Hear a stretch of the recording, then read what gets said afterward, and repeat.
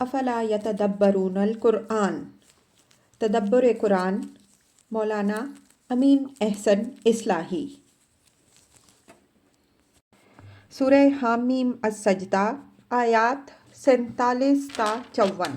آگے کا مضمون، آگے خاتمہ سورہ کی آیات ہیں جن میں پہلے ان لوگوں کو متنبع کیا گیا ہے جو عذاب یا قیامت سے اس بنا پر ناچنت تھے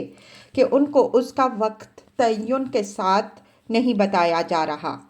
ان کو آگاہ کیا گیا ہے کہ کسی حقیقت کا انکار محض اس بنیاد پر کوئی دانش مندی نہیں ہے کہ اس کے ظہور کا وقت نہیں بتایا جا سکتا۔ کتنی پیش پا افتادہ حقیقتیں ہیں جن کے ظہور کا وقت اگرچہ کسی کو نہیں معلوم، لیکن کوئی عاقل اس کا انکار نہیں کرتا۔ اس کے بعد عذاب کے لیے جلدی مچانے والوں کے حال پر اظہار افسوس کیا گیا ہے کہ ان لوگوں کے تھڑدلے پن کا حال یہ ہے کہ اللہ نے اپنے فضل سے ان کو توبہ و اصلاح کے لیے جو مہلت دی ہے تو یہ سمجھتے ہیں کہ یہ محض ان پر دھونس جمائی گئی ہے اور عذاب کا مطالبہ کر رہے ہیں، حالانکہ ابھی ذرا خدا کی کسی گرفت میں آ جائیں تو اس سے نجات کے لیے لمبی لمبی دعائیں کرتے نہیں تھکیں گے۔ آخر میں قرآن کی تکذیب کے ہولناک انجام سے ڈرایا اور آگاہ فرمایا گیا ہے کہ اس کی صداقت کی جو دلیلیں بیان ہوئی ہیں اگر وہ ان کے لیے کافی نہیں ہیں تو عنقریب ان کی وہ آفاقی و انفسی نشانیاں ظاہر ہوں گی جن کے انکار کی کوئی بھی جرت نہ کر سکے گا۔ اس روشنی میں آیات کی تلاوت فرمائیے۔ اعوذ باللہ من الشیطان الرجیم، بسم اللہ الرحمن الرحیم۔ الیہ یرد علم الساعة وما تخرج من الثمرات من اکمامها وما تحمل من انثى ولا تدع الا بعلمه ویوم ینادیہم این شرکائی قالوا آذناک ما منا من شہید وضل عنہم ما كانوا يدعون من قبل وظنوا ما لهم من محیص لا يسأم الإنسان من دعاء الخير وإن مسه الشر فيئوس قنوط وَلَئِنْ عَذَقْنَاهُ رَحْمَةً مِنَّا مِنْ بَعْدِ ضَرَّاءٍ مَسَّتْهُ لَيَقُولَنَّ هَذَا لِي وَمَا أَظُنُّ السَّاعَةَ قَائِمَةً وَلَئِنْ رُجِعْتُ إِلَى رَبِّي إِنَّ لِي عِنْدَهُ لَلْحُسْنَىٰ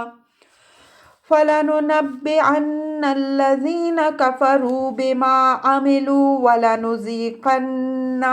مِّنْ عَذَابٍ غَلِيظٍ وَإِذَا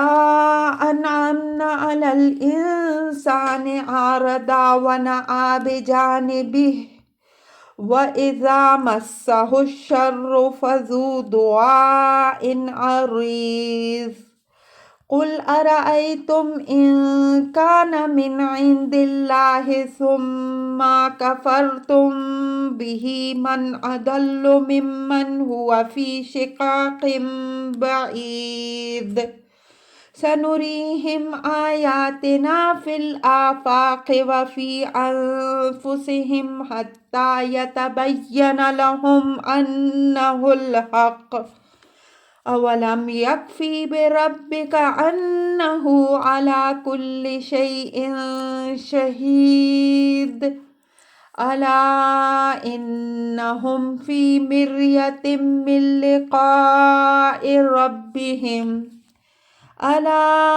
انہ بکل شیء محیط۔ ترجمہ، اور قیامت کے علم کا معاملہ صرف اللہ ہی سے متعلق ہے، اور کوئی میوہ اپنے غلاف سے باہر نہیں نکلتا اور نہ کوئی عورت حاملہ ہوتی ہے اور نہ جنتی ہے مگر اسی کے علم سے۔ اور جس دن ان کو پکارے گا کہ میرے شریک کہاں ہیں تو کہیں گے کہ ہم نے تجھ سے عرض کر دیا کہ ہم میں سے کوئی بھی اس کا گواہ نہیں رہا، اور جن کو وہ پہلے پکارتے رہے وہ سب ہوا ہو جائیں گے، اور وہ جان لیں گے کہ اب ان کے لیے کوئی مفر باقی نہیں رہا۔ اور انسان بھلائی کی دعا سے نہیں تھکتا، اور اگر اس کو کوئی تکلیف پہنچ جائے تو مایوس اور دل شکستہ ہو جاتا ہے، اور اگر ہم اس کو اپنی رحمت کا مزہ چکھا دیتے ہیں اس تکلیف کے بعد جو اس کو پہنچی ہوتی ہے، تو کہتا ہے کہ یہ تو میرا حق ہی ہے اور میں قیامت کے ہونے کا گمان نہیں رکھتا، اور اگر میں اپنے رب کی طرف لوٹایا ہی گیا تو میرے لیے اس کے پاس بھی بہتری ہی ہے۔ پس ہم ان لوگوں کو جنہوں نے کفر کیا ان کے اعمال سے ضرور آگاہ کریں گے، اور ان کو ایک سخت عذاب کا مزہ لازماً چکھائیں گے۔ اور جب ہم انسان پر اپنا فضل کرتے ہیں تو وہ اعراض کرتا ہے اور اپنا پہلو بدل لیتا ہے، اور جب اس کو تکلیف پہنچتی ہے تو لمبی چوڑی دعائیں کرنے والا بن جاتا ہے۔ ان سے کہو، بتاؤ اگر یہ قرآن اللہ کی طرف سے ہو اور تم نے اس کا انکار کیا تو اس سے بڑھ کر گمراہ کون ٹھہرے گا جو ایک نہایت دور رس مخالفت میں جا پڑا۔ ہم ان کو اپنی نشانیاں آفاق میں بھی دکھائیں گے اور خود ان کے اندر بھی، یہاں تک کہ ان پر ظاہر ہو جائے گا کہ یہ قرآن بالکل حق ہے۔ اور کیا تیرے رب کا ہر بات کا شاہد ہونا کافی نہیں ہے؟ آگاہ کہ یہ لوگ اپنے رب کے حضور پیشی کے باب میں شک میں ہیں، آگاہ کہ وہ ہر چیز کا احاطہ کیے ہوئے ہے۔ الفاظ کی تحقیق اور آیات کی وضاحت۔ الیہ یرد علم الساعہ وما تخرج من ثمرات من اکمامها وما تحمل من انثی ولا تدع الا بعلمہ ویوم ینادیہم این شرکائی قالوا آذنک ما منا من شہید۔ یہ ان لوگوں کو جواب دیا گیا ہے جو قیامت کے انذار کے جواب میں استہزاء کے طور پر یہ سوال کرتے کہ متى ہوا، وہ کب نمودار ہوگی، اگر اس کو آنا ہے تو وہ آ کیوں نہیں جاتی، آخر یہ جہاز تو کہاں چلا تو کہاں رک گیا، وہ ساحل پر کب لنگر انداز ہوگا۔ اس قبیل کے مذاق اڑانے والوں کو قرآن میں جگہ جگہ یہ جواب دیا گیا ہے کہ قیامت کا آنا تو ایک حقیقت ہے، اس کائنات اور اس کے خالق کی صفات کا یہ ایک بدیہی تقاضا ہے، آفاق و انفس اور عقل و فطرت اس کے گواہ ہیں، اس وجہ سے وہ آئے گی تو ضرور۔ رہا یہ سوال کہ کب آئے گی تو اس کا تعلق صرف اللہ تعالیٰ سے ہے، وہی جانتا ہے کہ وہ کب آئے گی، اس راز سے اس کے سوا کوئی دوسرا واقف نہیں ہے۔ وما تخرج من ثمرات من اکمامها وما تحمل من انثی ولا تدع الا بعلمہ، اور صرف یہی ایک راز ایسا نہیں ہے جس سے خدا کے سوا اور کوئی واقف نہ ہو، بلکہ اور بھی کتنی پیش پا افتادہ حقیقتیں ہیں جن کا تعلق صرف اللہ تعالیٰ ہی کے علم میں سے ہے۔ انسان کا علم ان کے باب میں نہایت محدود ہے، لیکن اس کے باوجود ان کے حقیقت ہونے سے کوئی عاقل انکار نہیں کرتا۔ گندم کا ایک خوشہ نمودار ہوتا ہے، کوئی نہیں جانتا کہ اس کے پکنے کی نوبت آئے گی یا نہیں، اور آئے گی تو اس میں کتنے دانے ناقص نکلیں گے اور کتنے صحیح، کتنے ضائع ہو جائیں گے، کتنے محفوظ رہیں گے، ان کے پکنے کی ٹھیک ٹھیک تاریخ کیا ہے، اور ان میں سے کتنے دانے کسان کے نصیب کے ہیں جو اس کے کتھے تک پہنچیں گے، اور کتنے چرند پرند کی نظر ہو جائیں گے۔ ان ساری باتوں کا علم اللہ تعالیٰ ہی کو ہے، اس وجہ سے اگر انسان پر قیامت کے ظہور کا وقت واضح نہیں ہے تو یہ کوئی تعجب کی بات نہیں، قیامت تو بہت بڑی چیز ہے۔ انسان کا حال تو یہ ہے کہ اس کو اپنے سامنے کی روزمرہ مشاہدہ کی ہوئی چیزوں کی واقفیت بھی بہت تھوڑی سی ہے۔ وما تحمل من انثی، ایک عورت حاملہ ہوتی ہے، کون جانتا ہے کہ یہ لڑکی بنے گی یا لڑکا، ناقص جنے گی یا سالم، مردہ جنے گی یا زندہ، تو کس دن اور کس وقت جنے گی۔ ان باتوں میں سے کسی بات کا صحیح علم اللہ تعالیٰ کے سوا کسی اور کو نہیں ہے۔ اگر ایک ایسی عامۃ الورود چیز سے متعلق انسان کا علم اتنا محدود ہے تو اس کو قیامت کے ظہور کا صحیح وقت نہ معلوم ہو سکے یا نہ بتایا گیا تو اس میں تعجب کی کیا بات ہے۔ ہاں، اگر وہ یہ دعویٰ کر سکتا ہے کہ بقیہ ساری چیزوں کا علم تو اس کو حاصل ہے، صرف یہی ایک چیز اس کے علم سے باہر رہ گئی ہے، تب اس کے لیے یہ جائز ہو سکتا تھا کہ اس کی بنا پر وہ کسی شک یا انکار میں مبتلا ہو۔ یہی مضمون دوسرے مقام میں یوں بیان ہوا ہے: ان اللہ عندہ علم الساعہ وینزل الغیث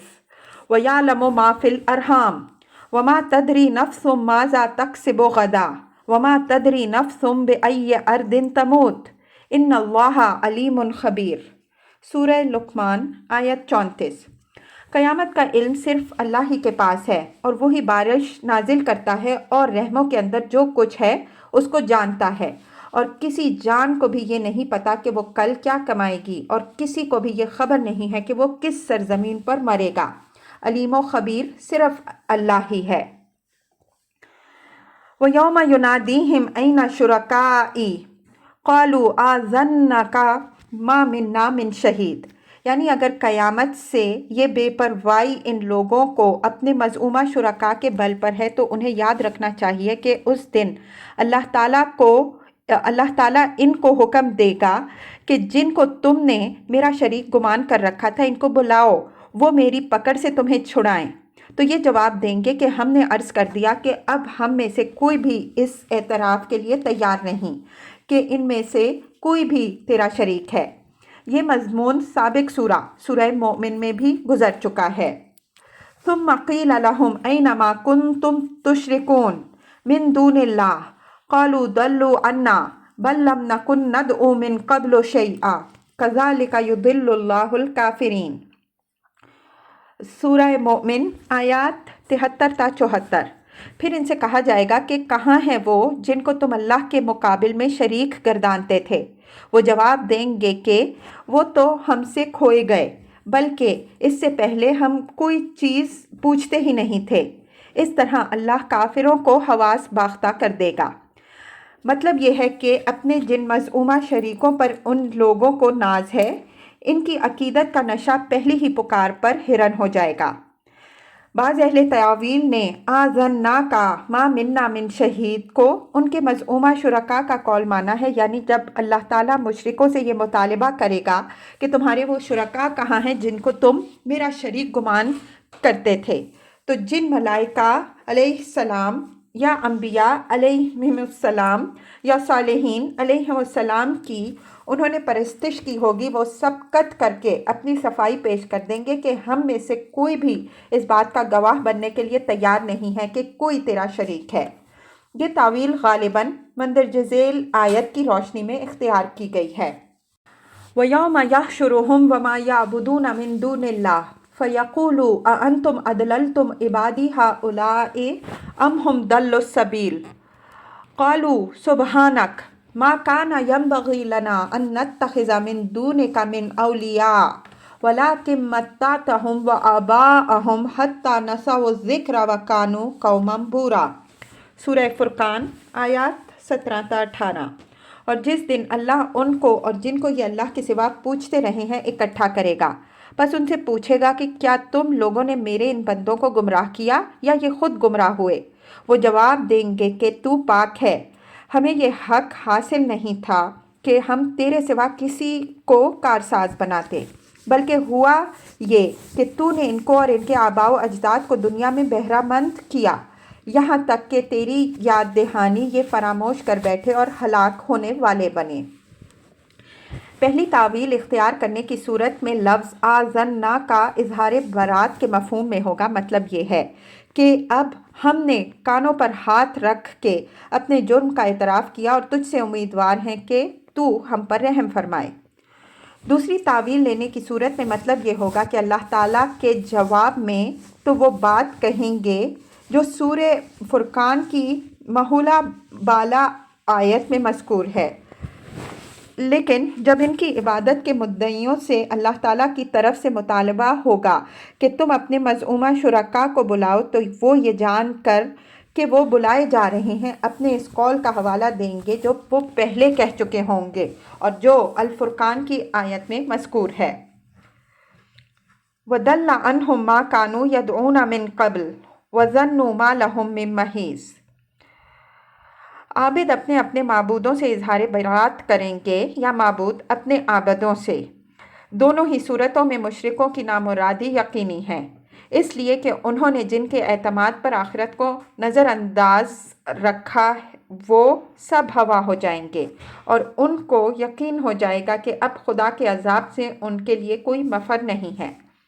لفظ ظن پر اس کے محل میں ہم بحث کر چکے ہیں کہ ان مواقع میں یہ یقین کے مفہوم میں آتا ہے جہاں مقصود مستقبل کی کسی ایسی حقیقت کا بیان ہو جو اگرچہ نادیدہ ہو لیکن متکلم کے نزدیک وہ یقینی ہو۔ مثلا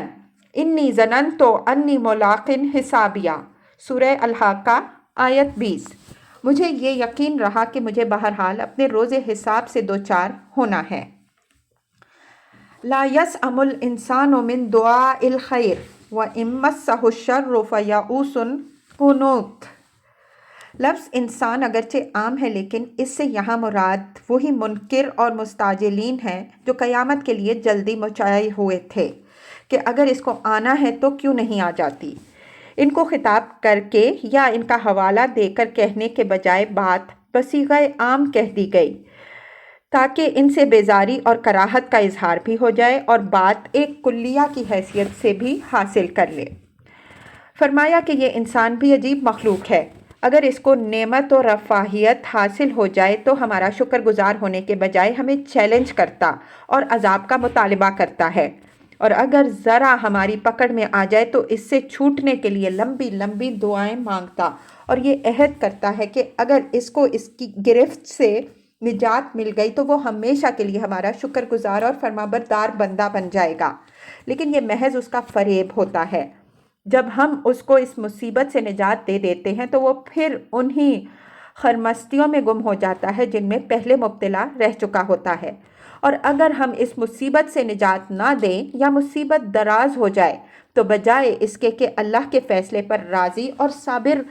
رہے بالکل دل شکستہ اور بے حوصلہ اور خدا سے مایوس ہو جاتا ہے۔ عام طور پر لوگوں نے اس آیت کا یہ مطلب لیا ہے کہ اس طرح کے لوگ اپنی دنیاوی کامیابیوں اور ترقیوں کے لیے دعا کرنے میں بڑے سرگرم ہوتے ہیں۔ ان کے نزدیک دعائے خیر سے مراد یہی دنیاوی ترقیوں کی دعا ہے، لیکن یہ بات عام تجربہ و مشاہدہ کے بالکل خلاف ہے۔ اس طرح کے لوگ جب تک ان کا سفینہ رواں دواں رہے کبھی خدا کی طرف متوجہ نہیں ہوتے، بلکہ وہ اپنے حوصلوں ہی میں گم مگن اور اپنے ارمانوں ہی میں کھوئے رہتے ہیں۔ البتہ جب کشتی کسی بھنور میں پھنستی ہے تب انہیں خدا یاد آتا ہے اور اس وقت بڑی لمبی لمبی دعائیں خود بھی کرتے ہیں اور دوسروں سے بھی کرنے کی درخواست کرتے ہیں۔ اگر کشتی بھنور سے باہر آ گئی تو اس کے باہر آتے ہی ان کو خدا پھر بھول جاتا ہے اور اس چیز کو اپنی تدبیر و حکمت یا اپنی بلند اقبالی کا کرشمہ سمجھنے لگتے ہیں، اور اگر مصیبت ذرا دراز ہو گئی تو پھر بالکل مایوس ہو کر ڈگ ڈال دیتے ہیں۔ یہ مضمون قرآن میں جگہ جگہ بیان ہوا ہے۔ مثلا سورہ لقمان میں ہے وَإِذَا غَشِيَهُمُ الْمَوْجُ كَالظُّلُلِ دَعَوُا اللَّهَ مُخْلِصِينَ لَهُ الدِّينَ فَلَمَّا نَجَّاهُمْ إِلَى الْبَرِّ فَمِنْهُمْ مُقْتَصِدٌ وَمَا يَجْحَدُ بِآيَاتِنَا إِلَّا كُلُّ خَتَّارٍ کفور۔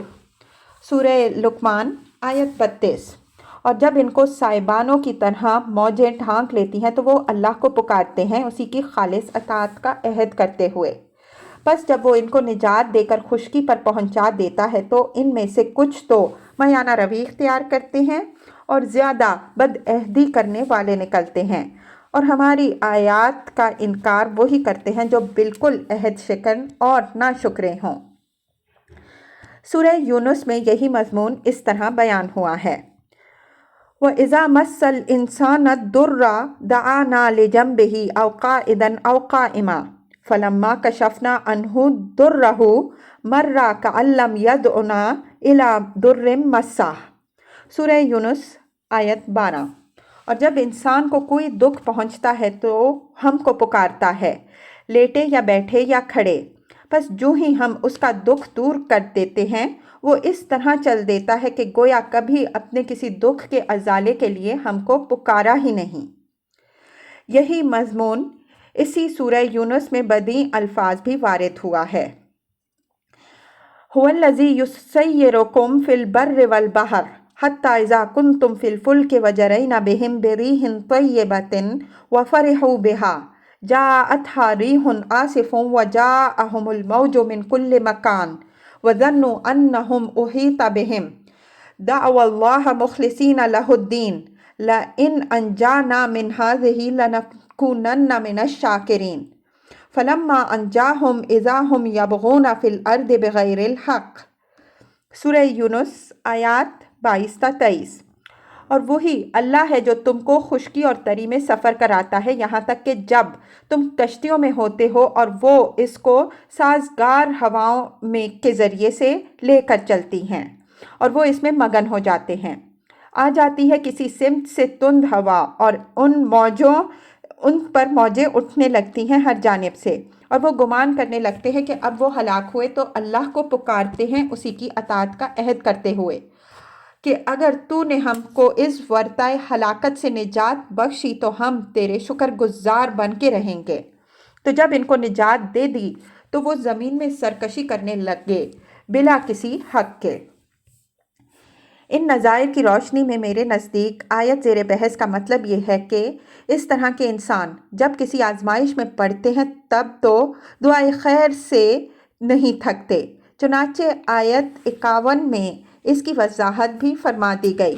وَإِذَا مَسَّهُ الشَّرُّ فَذُو دُعَاءٍ عَرِيضٍ، اور جب اس کو کوئی دکھ پہنچتا ہے تو لمبی چوڑی دعائیں کرنے والا بن جاتا ہے۔ وَإِذَا مَسَّهُ الشَّرُّ فَيَئُوسٌ قَنُوطٌ، یعنی مصیبت کے پہلے مرحلے میں تو لمبی لمبی دعائیں کرتا ہے، لیکن جب یہ دیکھتا ہے کہ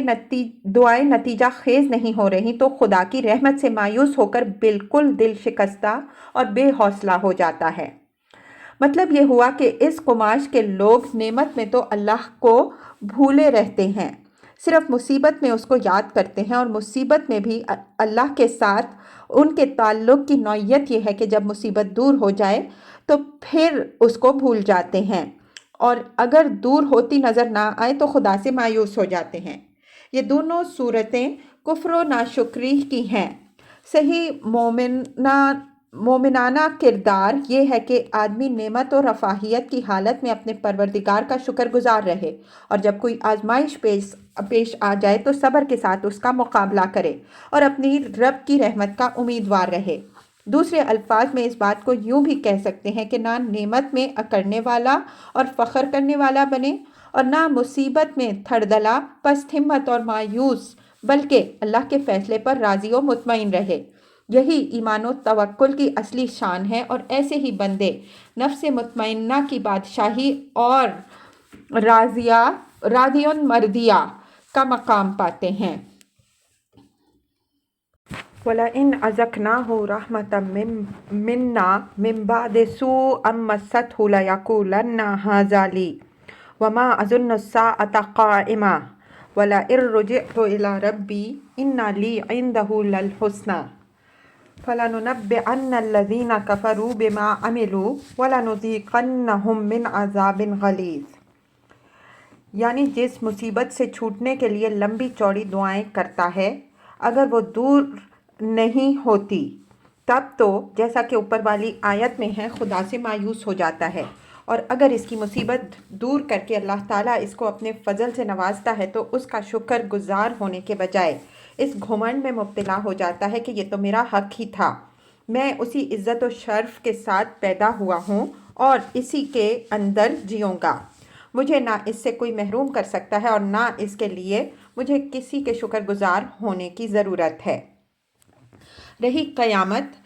جس سے بعض لوگ مجھے ڈرا رہے ہیں، تو اول تو مجھے اس کے ہونے میں گمان نہیں، اور بالفرض ہوئی، اور جب مجھے اپنے رب کے پاس جانا ہی پڑا تو وہاں بھی میرا درجہ اور مرتبہ ملحوظ رہے گا اور میرا انجام نہایت شاندار ہوگا، اس لیے کہ میری دنیا شاندار ہے۔ یہ امر یہاں ملحوظ رہے کہ یہ ضروری نہیں ہے کہ اس طرح کے لوگ زبان سے یہ باتیں کہیں، اگرچہ بطیرے نہایت بے باکی سے یہ کہتے بھی ہیں، بلکہ ذہن کے اندر ان خیالات کا پایا جانا کافی ہے۔ قرآن میں آدمی کی ذہنیت کی تعبیر بھی قول سے کی گئی ہے۔ اس لیے کہ آدمی کا رویہ اس کے باطن کی سب سے زیادہ صحیح غمازی کرتا ہے۔ فَلَنُنَبِّئَنَّ الَّذِينَ كَفَرُوا إِلَى الْآيَةِ، یہ نہایت سخت الفاظ میں ان لوگوں کو تنبیہ ہے جو اس قسم کی جنت الحمقاء میں زندگی گزار رہے ہیں۔ فرمایا کہ یہ احمق لوگ خواب دیکھ رہے ہیں کہ جس طرح دنیا میں ان کو عیش و آرام حاصل ہے اسی طرح آخرت میں بھی اگر وہ ہوئی ان کو سب کچھ حاصل ہوگا۔ تو وہ یاد رکھیں کہ آخرت لازمی ہے اور اس میں ہم ان کافروں کو ان کے اعمال سے آگاہ کریں گے۔ ان کے اعمال سے آگاہ کریں گے سے مقصود اس کا لازم ہے، جس کی وضاحت وَلَنُذِيقَنَّهُم مِّنْ عَذَابٍ غَلِيظٍ سے ہو گئی، یعنی ان کو ایک عذاب شدید کا مزہ چکھائیں گے۔ وَإِذَا أَنْعَمْنَا عَلَى الْإِنسَانِ أَعْرَضَ وَنَأَىٰ بِجَانِبِهِ وَإِذَا مَسَّهُ الشَّرُّ فَذُو دُعَاءٍ عَرِيضٍ۔ نَأَىٰ بِجَانِبِهِ سے وہی مضمون ادا کیا گیا ہے جو دوسرے مقامات میں تَوَلَّىٰ بِرُكْنِهِ یا ثَانِيَ عِطْفِهِ وغیرہ کے محاورات سے ادا کیا گیا ہے۔ یہ غرور و استکبار سے اعراض کرنے اور منہ پھیرنے کی تعبیر ہے۔ جانب کے معنی پہلو کے ہیں۔ آدمی جب کسی سے غرور کے ساتھ منہ موڑتا ہے تو مونڈھے جھٹک کر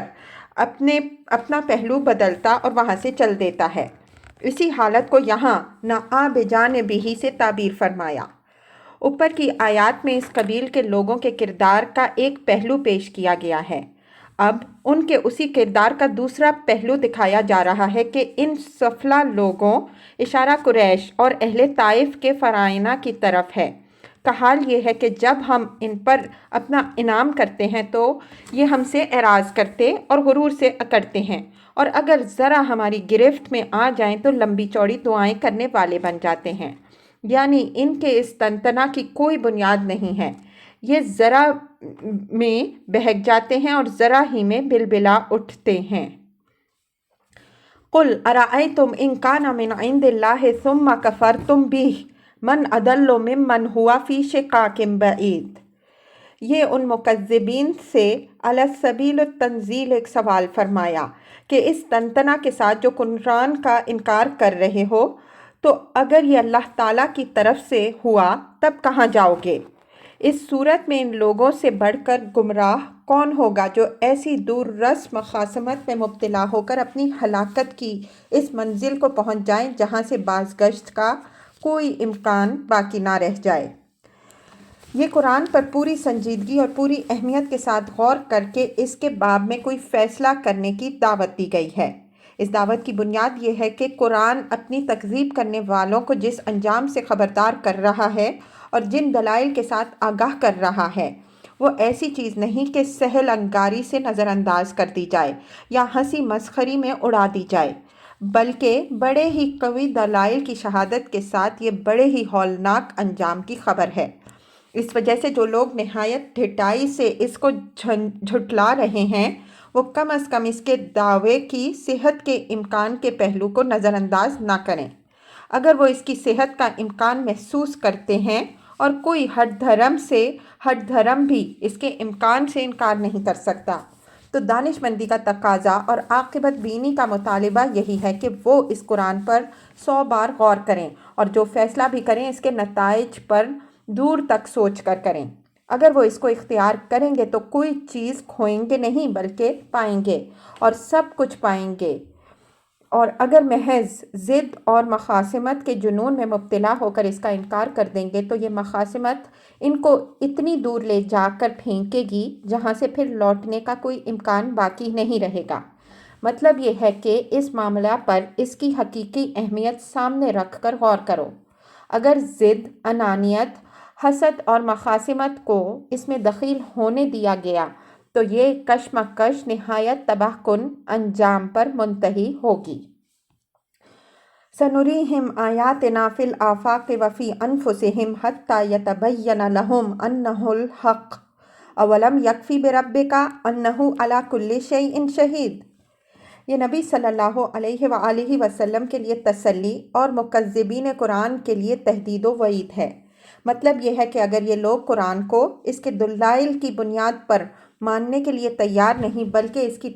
تصدیق کے لیے ہماری نشانیاں ہی دیکھنے پر مصر ہیں، تو عنقریب وہ وقت بھی آ رہا ہے جب مکہ کے اطراف میں بھی اور خود مکہ میں قریش کے اندر بھی اس کی حقانیت کی ایسی نشانیاں ظاہر ہوں گی کہ یہ لوگ پکار اٹھیں گے کہ بے شک قرآن بالکل حق ہے۔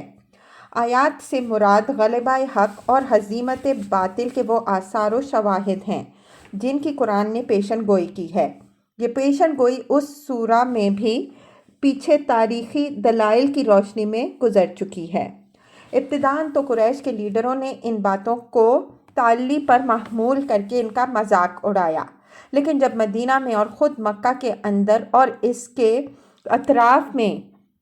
یہاں تک کہ خود قریش کے اچھے لوگوں کے اندر بھی اسلام جڑ پکڑنے لگا، تب ان کو اور ان کے پشت پناہوں کو کچھ متنبہ ہوا۔ بالآخر ہجرت کے بعد غلبہ اسلام کے ایسے واقعات پیش آئے کہ قریش تو درکنار روم و فارس کے لیے بھی اسلام کے مقابل میں ٹکنا ناممکن ہو گیا۔ یہ مضمون سورہ نمل آیت 93 میں بھی ہے۔ سَيُرِيكُمْ آيَاتِهِ فَتَعْرِفُونَهَا، اور وہ اس کی نشانیاں تم کو دکھائے گا، پس تم ان کو پہچان لو گے۔ اولم یکفی بربک انہ علی کل شیء شہید، یعنی یہ غلبہ حق کی جو بشارت تمہیں دی جا رہی ہے اگرچہ مستقبل سے متعلق ہے، لیکن تمہارا رب ماضی، حاضر اور مستقبل کی ہر چیز سے واقف ہے، اور اس وجہ سے مطمئن رہو کہ ان میں سے ہر بات پوری ہو کر رہے گی۔ الا انہم فی مریۃ من لقاء ربہم الا انہ بکل شیء محیط۔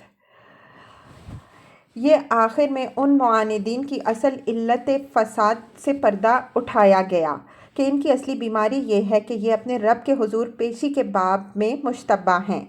ان کے اس اشتباہ میں نے انہیں زندگی کے معاملات میں ناعاقبت اندیش اور حق کی مخالفت میں دلیر بنا دیا ہے۔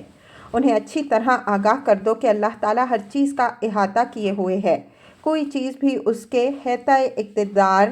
سے باہر نہیں۔ وہ جو کچھ چاہے گا اور جب چاہے گا کر ڈالے گا، نہ کوئی اس کے قبضہ قدرت سے باہر نکل سکتا ہے اور نہ کوئی اس کے کسی ارادے میں مزاحم ہو سکتا ہے۔ بتوفیق ایزدی ان سطور پر اس سورہ کی تفسیر تمام ہوئی۔ فالحمد للہ علی ذالک۔